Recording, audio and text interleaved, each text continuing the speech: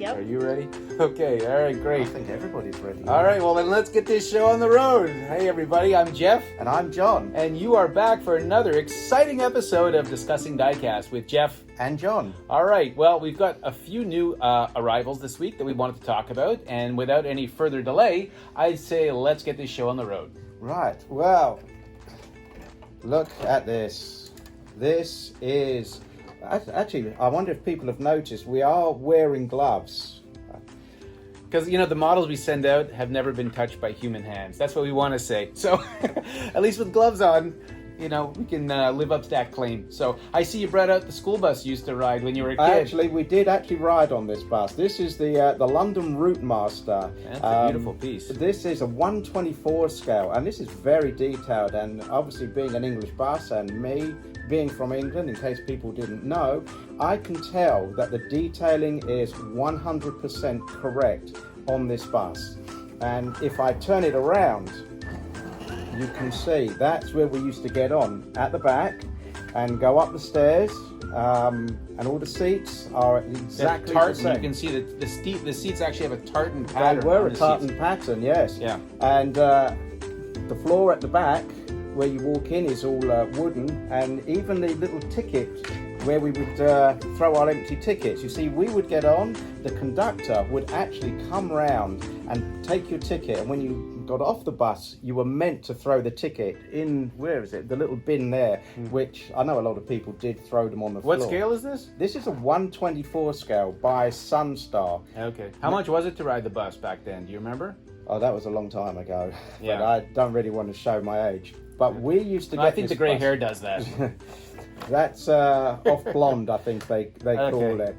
But there was a funny story, because we used to get on this bus, and the bus stop would be, say, about here, and there were so many of us kids waiting to get on the bus, and the bus would come from down over there. So when it stopped at the traffic lights, there was a crowd of us that would try and jump on the bus, so we knew we'd get on the bus. But the drivers became very clever, so what they would do, they would put their foot down and go through the lights so that the people waiting could get on the bus. So it was a bit frustrating when you wanted to get home after a hard day's work at school. Okay. Now, these buses ran from February 1956 to December 2005. Although there are still some that do run in the West End of London, mainly for the tourists. Wow, so 49 years using the same bus design. Who made this bus? They were made by AEC. Now, AEC was a London company, so they were built. In fact, I used to see the showroom of them. And They had a bus showroom? They had for their trucks. AEC built trucks as well as the buses. Okay. And also, in order to become a bus driver for these buses, you had to take a course on a skid pan, which, if you've seen the video, is quite entertaining. Oh, that's on YouTube. Yeah, we'll show the link on that. It's actually pretty interesting. But I guess given the really high center of, what's it called? Center of gravity. Center of gravity. That's it. I want to be as smart as you. Drivers had to learn how to drive this bus, especially taking hard curves. So that's a beautiful piece. $289.95. 1/24 scale from Sunstar. And if you're a bus collector, this is definitely an eye-catching piece to add to your collection. But if you didn't want something so big, this is the newer Route Master, made by Tiny. This is actually, it is tiny, but it is a very... It's a 1 to 110 scale. 1 to 110 scale, yes, and this is $24.95. So that's a nice little bus there. And the design is pretty cool though, but still pretty much the same elements. Still you get the on same. at the back. You get on at the double-decker. back, yeah. It's open with the yellow handrail, the same as the other one. Okay. All right, great. Well, that's cool. My first choice actually comes from way down under. This is a 1974 Ford GT, and it is the Falcon XB sedan, which was used in the movie Mad Max, and it's an interceptor police car.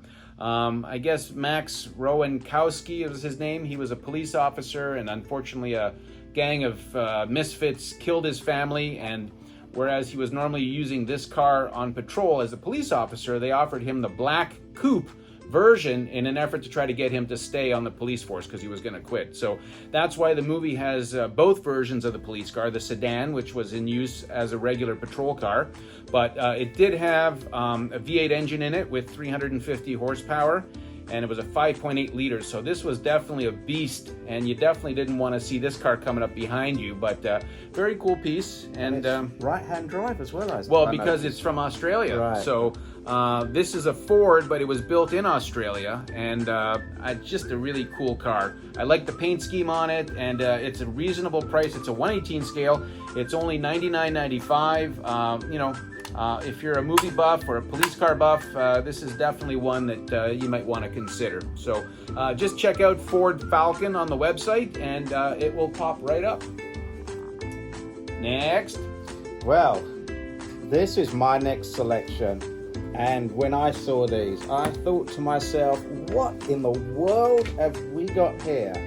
There is Rolls Royces. Rolls Royces, and whoops, there are 6. I thought you were a Bentley fan. I am a Is Bentley this kind of fan. like cheating on Bentley? No, this is kind of slumming it, I have to say. Rolls Royce is slumming it? I do prefer the Bentley. Isn't Bentley an imitation of the Rolls Royce? No, Bentley is a Bentley, and everybody that knows me knows I love the Bentley. But these are 1/64 scale. We have the Phantom Coupe in white, the red and silver. There is the blue and the pink, which is eye-catching and a striking Especially if one. you're a pimp driving around town. Pink Rolls Royce. And then we have the top of the range, the Rolls-Royce Cullinan. Which Okay, is that's their first SUV. That's their first SUV, which does actually come with the option of 2 back seats when you order one, believe it or not. How much is that SUV? Do you know? I think it's about $350,000. Something like that. So yeah. how about running your kids to soccer in a $350,000 SUV? Especially when you get all the mud in the back. Wow. But this is the special edition. This is the Mansory edition. Ah. So what they did is they put a lot of carbon fiber and different wheels on it, and they made it a little bit more like kind of pimped my ride for a Rolls Royce. Well, that's more than pimping. That's like the master pimp, the And then- master blaster. But And then at the bottom here we have the Phantom, just the regular 4-door Phantom in dark metallic green. But these are very nicely detailed. They come in the acrylic cases, and on the little stand they do have like a little plaque that tells you what model. all right, so let me ask you a question. If I say, let's go to the Rolls Royce dealership and you can get any car you want from Rolls Royce, which one would you pick? Which one would I pick? Yeah.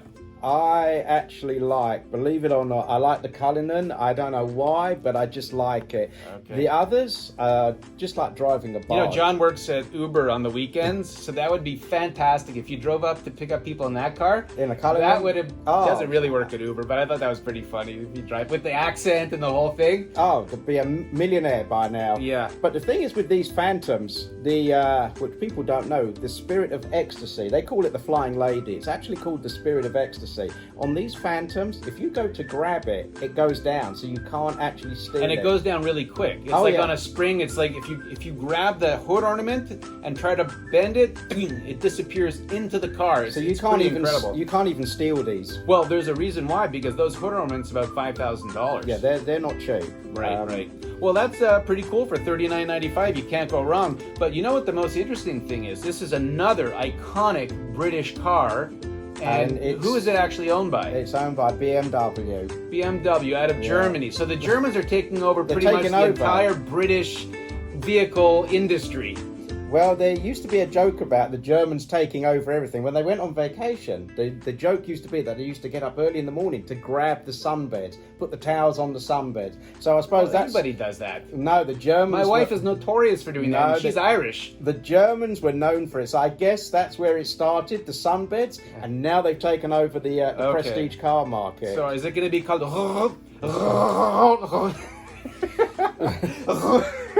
I bet you, how many people are going to be practicing that over the weekend? Rolls Royce? That was like the worst German accent ever. I think I prefer Bentley. That's a much better one, don't you think, just Johnny?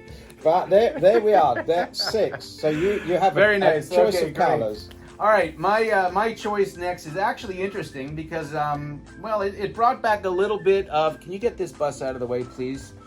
I tell you what, It's parked right in my space. I don't have time. Then they all come together. You wait ages for a bus, and then they all come together. Okay. So here's the first truck that I got as a kid, and it's from 1968. It's Winross. Very little detail, but back then this truck was really impressive. And my dad bought me this at Howard Johnson's as we were driving down to Florida one winter. And I kept it all these years, and actually it's in great shape considering. So Howard Johnson's was the restaurant to go to back in the 1960s and 70s. It was the largest restaurant chain in the United States with over 1,000 locations. And unfortunately, it's no longer in existence because of, all the competition that's out there. But, Howard Johnson's was the place to go. And I guess in honor of that, this week, DCP First Gear released this beautiful 1/64 scale Howard Johnson's. I mean, the graphics are beautiful. The cab is a Freightliner cab over engine COE, tilts forward, all die-cast metal with the chrome. It's got the the 1970s era reefer unit here. The doors open. I just think it's pretty awesome because if you look at one of these old Howard Johnson's, which in its day was, wow, that truck is awesome, and you look at today's new version, that really shows you how far diecast has come over the last, couple of decades. So $79.95, what a great price for something that's all diecast metal, beautifully done, and, you can't go wrong with something like that. Now, talking about trucks, I also had this one come through the back door, which is from Quest Trucking, and they do something called Trailers of Purpose, and they put different graphics on the trucks, whether it be for POW MIAs or honoring our heroes, and in this case, they've done something called Honoring Women, which if you're a smart collector and you have a wife that's always telling you not to buy more diecast, I think you should buy this one and have it at the very forefront of your collection so that your wife sees that you honor trucks, but you also honor women. So it's all about here, like psychological. I've had a few of those on the phone. The men phone up, and they're frightened of the Don't wives. tell my wife. Yeah, that's right. the ones, and you have to pack it in the box at the bottom so they don't see it. Yeah, well, whatever. There's lots of tricks, and this is another one in the vast repertoire of how to get more diecast. So, anyways, that's about it for this week. You got anything else to talk about, or are you good? No, I just can't get over how highly detailed this Routemaster bus is. Okay, and I can't get over how beautiful the graphics are on this Howard Johnson's truck and this Quest Trucking with their lovely Rosie the Riveter. You can see her on there. Rosie the Riveter, yeah, that was an iconic face in World War II when all the women went to work in the factories building the planes while the men were off at war. So anyways, that is all for this week. So I guess leave us your comments and check out the link below on the skid pad for the double-decker bus, which is actually a pretty interesting video to watch, filmed in the 1950s. And with that being said, have yourself a great week, and thanks for checking out AustinDiecast.com, and we look forward to talking to you soon. So until then, see you later. Cheerio. Bye.